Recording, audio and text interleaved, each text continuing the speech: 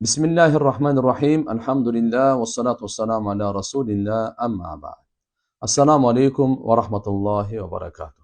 Урматтуу мекендештер, кадырлуу мусулман бир туугандар. Баарыңыздарга жараткан Аллахтын тынчтыгы, саламы, мээрими, ырайымы жана берекеси болсун. Көпчүлүктүн суранганы боюнча, кечеги күрөштөгү чыр чатак боюнча сөз ката кетейин дедим. Ал жерде аябай жакшы майрамдык маанайда өтүп аткан. Албетте эки палван чыгып, бири экинчисин ушул таза жерге чапкан. Көрүп турдук бардыгын. Анан кийин спорттук маданият чапкан жыгылган палванды тургузуп, кайра машаалла кучакташып, анан кетишчү да. Тургузганда тиги жыгылган палван аябай ачууланып, ызаланып, өзүн ушу кармай албай, жыгыткан палванды жерге бир чаба берди кайра.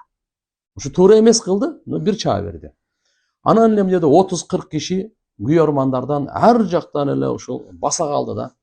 Барып туруп ушул жерди барып токмок алып берди. Ушул тиги бир ката кетирсе, күйөрмандар бул жерде 30-40 ката кетирди да. Бул кичине маданиятсыздык болуп калды. Дагы жакшы, Кудайга шүгүр, ошол жерде милиция кызматкерлерине рахмат.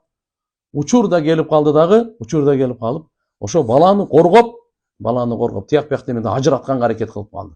Бирок күчөйүп баратат, карасам, тиякта мен токтобула микрофонду алып кыйкырсам дагы токтобой кетип атат. Анан Ихлас сүрөсүн, Курандагы Фалак сүрөсүн, Нас сүрөсүн окуй баштадым.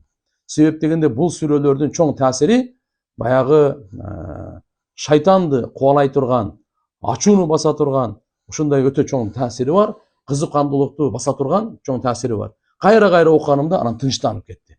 Акырын кулактарына Курандын аяттары кирди. Шайтандын азгырыгы өзүн билбей калган учурларда ушул сүрөлөр окулат да. Өзүнүн ачуусун алдырып атканда, көзү кызарып ошондо жаман нерсеге кетип атканда, баардыгы жинденгенден да. Жин шайтандар ошондой жинденгенде чыгат. Баардыгы тынчтанып калды. Болбосо мына күйөрмандардын эмне иши бар аерде?